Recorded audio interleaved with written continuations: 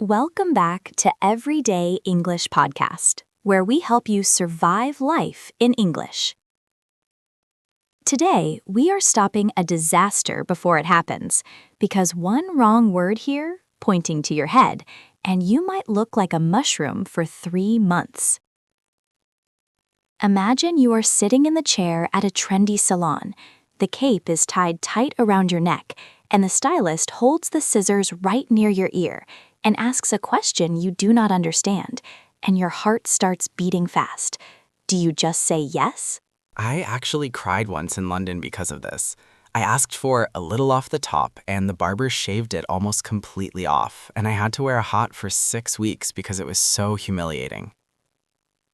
By the end of this episode, you will have the exact script to control the stylist and get the look you actually want. It is a really stressful situation, isn't it? You're stuck in the chair, you cannot move, and you have to trust this person with your appearance. Exactly, and hair takes a long time to grow back. That is why the vocabulary we are discussing today is not just about words. It's about safety. It's about protecting yourself from a bad month. Before we even get to the words you say to the stylist, we have to talk about the math. The math? You mean the price? No, I mean the measurements. This is where I made my mistake in London. I was thinking in centimeters, but the barber was thinking in inches. Oh, that is a classic trap. In many English-speaking countries, especially the US and sometimes the UK for hair, we use inches. Right, so for everyone listening, visualize a ruler. 1 inch is about 2.5 centimeters. It's 2.54 centimeters to be exact. So if you sit down and say, please take off 2, and you are thinking 2 centimeters, that's a tiny amount. That's just the ends of your hair. But the stylist hears 2 inches. That's 5 centimeters. That's a huge chunk of hair. That's the difference between a trim and a completely new hairstyle. That is a dangerous mistake. So rule number 1, always specify the unit. Say 2 centimeters or 1 inch. Do not just say the number. Or even better, use your fingers. Show them visually. I want this much off. That's universal language. I always do that. I hold up my fingers and say, is this okay? It makes me feel much safer. Now, besides numbers, there are specific verbs that change everything. We are going to listen to a conversation in a salon. In this dialogue, pay attention to how the customer stops the stylist from cutting too much. The stylist is in a hurry, he's moving fast, and the customer has to be firm but polite. Let's listen to the conversation. So what are we doing today? Taking it all off? Oh no, not all of it. I'm actually growing it out. Growing it out? Okay, so just a cleanup then? Yes, just a trim. I want to keep the length, especially at the back. Maybe just take 1/2 inch off the ends to get rid of the split ends. Got it. What about the weight? It looks a bit heavy on top. Do you want me to thin it out? That sounds good, but please do not make it too choppy. I still want it to look smooth. Understood. And for the sides? Just tidy up around the ears, please. I like the sideburns a bit longer, so don't go too high. No problem. Sit back and relax. That was a close call. The stylist was ready to take it all off. He was very enthusiastic with those scissors, but the customer used a very important phrasal verb right at the beginning. She said, I'm growing it out. To grow it out. This is the magic phrase if you want long hair. It tells the stylist, do not cut the length. Exactly. It means you are in the process of letting your hair get longer. If you say, I'm growing it out, a good stylist will know they should only cut a tiny, tiny bit. But then she used another word that is probably the most common word you'll use in a salon, just a trim. A trim, T-R-I-M. What exactly is the difference between a cut and a trim? Technically, they are the same action. Scissors are cutting hair, but emotionally and practically, they are opposites. A haircut implies you are changing the style or removing a significant amount. A trim means you want the same style, just healthier. Right. A trim is maintenance. It's like cleaning the house versus renovating the house. You're just tidying up. So if you are nervous, start your sentence with, just a trim, please. It lowers the stakes immediately. The customer also mentioned split ends. This is why we get trims usually. Split ends are when the very tip of your hair divides into 2. It looks frizzy and damaged. So you cut off maybe 1/2 centimeter just to remove the damage. Now the stylist suggested something interesting. He asked if she wanted to thin it out. To thin it out. This can be scary if you do not know what it means. You might think, I do not want thin hair, I want thick, healthy hair. But thinning it out does not mean you will look bald. It refers to the density. If you have very thick, heavy hair, like a helmet, the stylist uses special scissors, those ones with the teeth, to remove some weight without changing the length. Exactly. It makes the hair easier to style. My hair is very thick, so I always ask them to thin it out. If I don't, I look like a triangle. I have the opposite problem. If I tell them to thin it out, I will have nothing left, so I never use that phrase. That is a good point. Know your hair type. If you have fine hair, do not ask to thin it out. Then the customer said something about the choppy look. She said, do not make it too choppy. Choppy is an adjective. Think of the ocean when it is rough. It is choppy. In hair, choppy means the layers are not blended. You can see the lines where the scissors cut. It is a messy, modern look. Like a rock star, maybe. Yes, exactly. But if you work in a bank, you might not want a choppy haircut. You might want a smooth or blended look. Okay, I want to go back to a grammar point that came up, or rather, a grammar point that often confuses learners in this situation. I think I know what you are going to say. It is about who is holding the scissors. Yes. Imagine I see you tomorrow, Tom, and your hair looks different. And I say, wow, Tom, did you cut your hair? And I would say, yes, I got it cut yesterday. Now, if you said, yes, I cut it yesterday, I would imagine you standing in your bathroom with a pair of kitchen scissors, cutting your own hair in the mirror. Which leads to disaster. We call that the bowl cut, usually. Exactly. In English, we make a distinction between doing something yourself and paying a professional to do it. We use the causative form. The structure is get plus the object plus the past participle verb. I get my hair cut. Or I had my hair cut. Both work. Get is a little more informal, more common in spoken English. So you do not say, I am going to the salon to cut my hair. You say, I am going to the salon to get my hair cut. It's a small difference, but it makes you sound so much more natural. It applies to other things too, right? Like cars? Yes, you do not repair your car unless you are a mechanic. You get your car repaired. You do not dry clean your suit. You get your suit dry cleaned. It's about delegating the work. You are the boss, someone else is the worker. Let's practice that. I will say a sentence where I do it myself, and Sarah, you change it to the professional version. Ready. I am going to dye my hair. You are going to get your hair dyed. I need to trim my bangs. You need to get your bangs trimmed. I want to shave my head. You want to get your head shaved. Although actually, many people do shave their own heads. That is true. My uncle shaves his own head. So in that case, he can say, I am going to shave my head. But for most salon services, use get. This brings us to the anatomy of the head. We mentioned bangs just now. This is another UK versus US difference. In the US, the hair that hangs over your forehead, right above your eyes, is called bangs, B-A-N-G-S.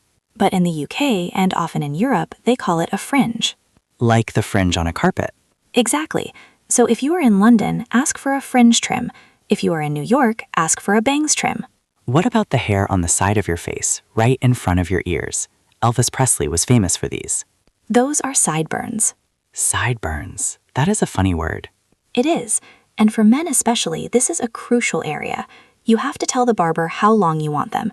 You can say top of the ear, middle of the ear, or bottom of the ear.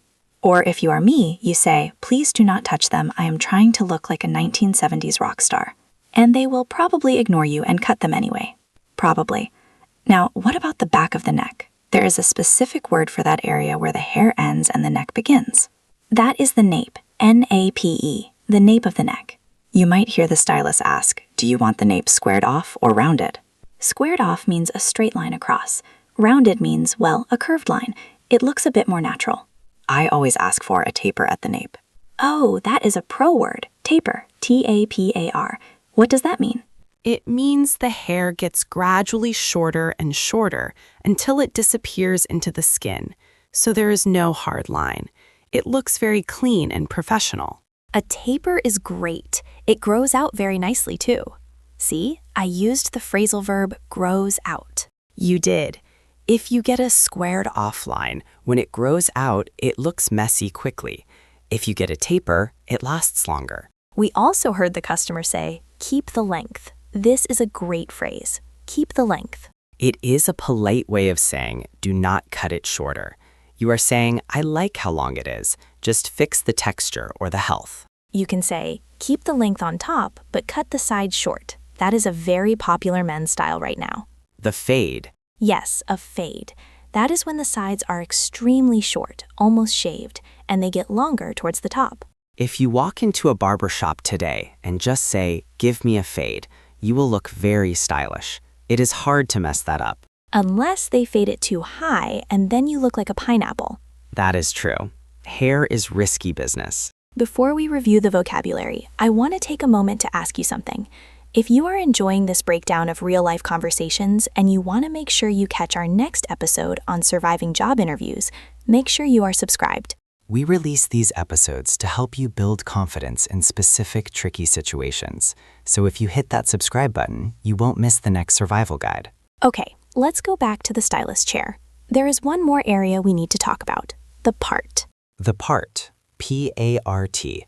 This is the line where your hair divides. You can have a side part, where the hair goes left and right from the side, or a middle part, which is very trendy for Gen Z right now. I cannot pull off a middle part.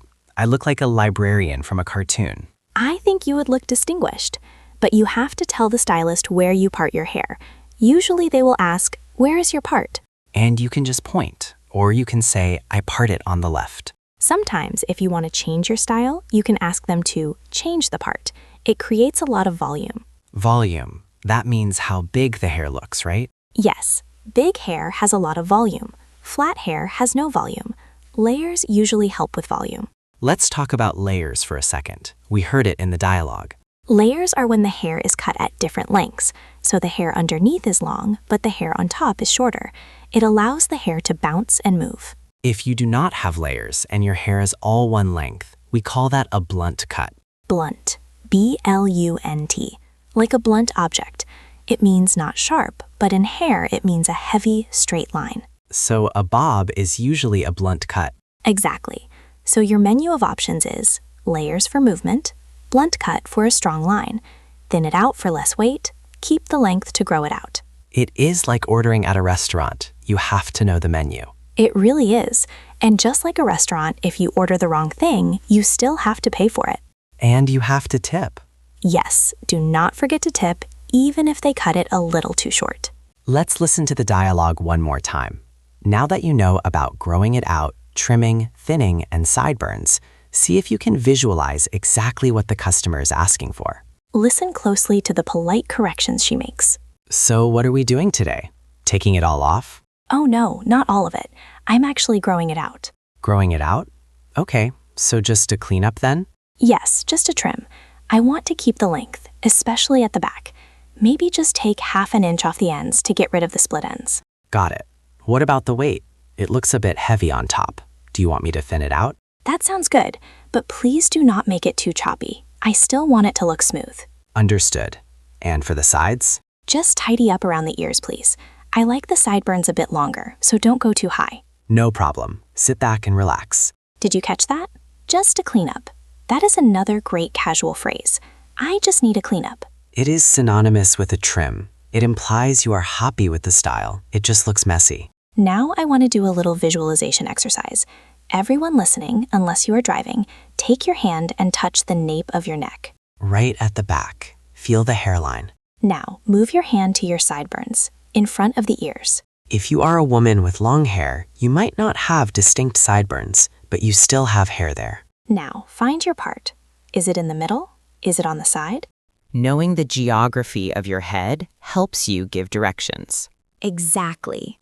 Now, let's do a rapid-fire quiz to test your memory of the measurements. I will give you a scenario, and you tell me if it is a safe situation or a dangerous situation. Okay, I am ready. Scenario 1. You sit down and say, cut about 5 off. Dangerous. Red alert. 5 what? 5 inches? 5 centimeters? You might lose your whole ponytail. Correct. Scenario 2. You show a picture on your phone and say, I want to look like this. Safe. Pictures are the best vocabulary you have. A picture cannot have a misunderstanding about inches versus centimeters. Scenario 3. The stylist asks, "Do you want layers?" And you say, "I don't know, you decide." Dangerous. Never let the stylist just decide unless you have been going to them for years.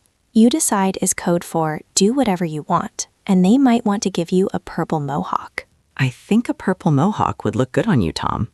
Maybe next week, but for now, I am growing it out. We also talked about the phrase, "I'm getting my hair cut." I want everyone to try to use this in a sentence today. It feels different in your mouth if you are not used to it. I am getting my hair cut. I got my hair cut. It is a small grammar shift that makes you sound fluent. So here is your challenge for the comment section. We want to know about your routine. How often do you visit the salon? Do you go every month, every 6 months, or are you like me and you wait until you look like a caveman? Use the grammar structure we learned. Write a sentence saying, I get my hair cut every, and then tell us the time period. I get my hair cut every 6 weeks, or I get my hair cut once a year. And if you are brave, tell us about your worst haircut disaster. We promise not to laugh too much. I will read them and feel better about my London hat incident. Remember, the next time you walk into a salon, you are the boss. You know the difference between a trim and a cut. You know your nape from your fringe. And most importantly, you know the difference between an inch and a centimeter. Walk in with confidence, use your hands to show the length, and get the haircut you deserve. Thanks for listening, everyone. See you in the next episode. Bye.